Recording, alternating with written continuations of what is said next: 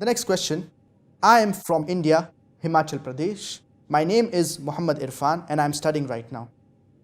Can Allah subhanahu wa ta'ala forgive a non-Muslim who died committing shirk, but all his life he did good deeds?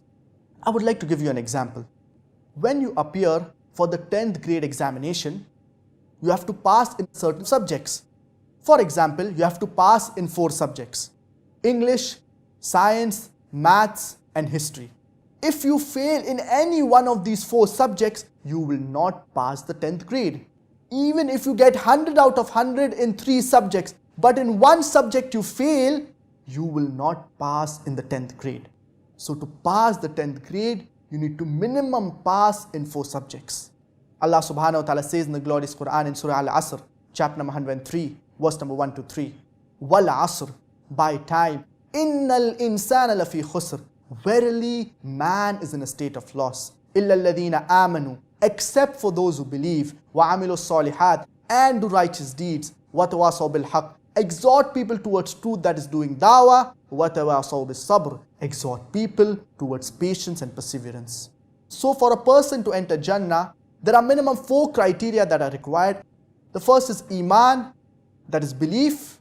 The second is Amalu Salihat, that is righteous deeds. The third is exhorting people towards truth, that is doing dawah. The fourth is exhorting people towards patience and perseverance. So minimum 4 criteria are required for a person to enter Jannah. If anyone is missing, under normal circumstances, a person, he will not enter Jannah.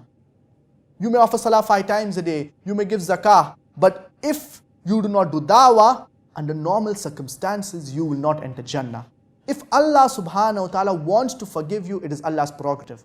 As Allah subhanahu wa ta'ala says in Surah Nisa, chapter number 4, verse number 48, and Surah Nisa, chapter number 4, verse number 116, Inna Allah la yaghfiru an yushraka bih, wa yaghfiru ma duna dhalika liman yasha. That if Allah pleases, He may forgive any sin, but the sin of shirk, He will never forgive. So the biggest sin in Islam is associating partners with Allah subhanahu wa ta'ala. Now there are many people who say that, non-Muslims, they do so many good deeds, they do so many righteous deeds. So why will Allah not forgive them? The non-Muslims, they do righteous deeds, they do good deeds. For example, the non-Muslims, they give charity. Even though they may give $1 million in charity, that is only one part of the various righteous deeds. The most important is recognizing your Creator Allah subhanahu wa ta'ala. If you cannot recognize your Creator Allah subhanahu wa ta'ala, what is the point of being good to His creation? Allah subhanahu wa ta'ala, He has given us human beings so much.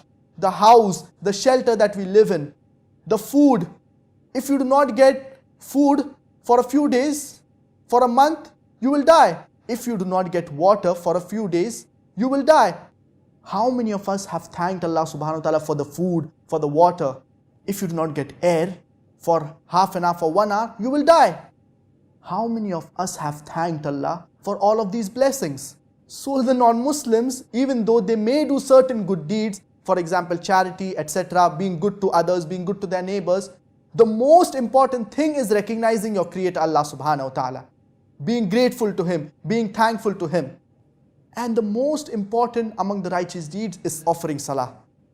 So you have to believe in one God alone, and you cannot associate partners with Allah subhanahu wa ta'ala.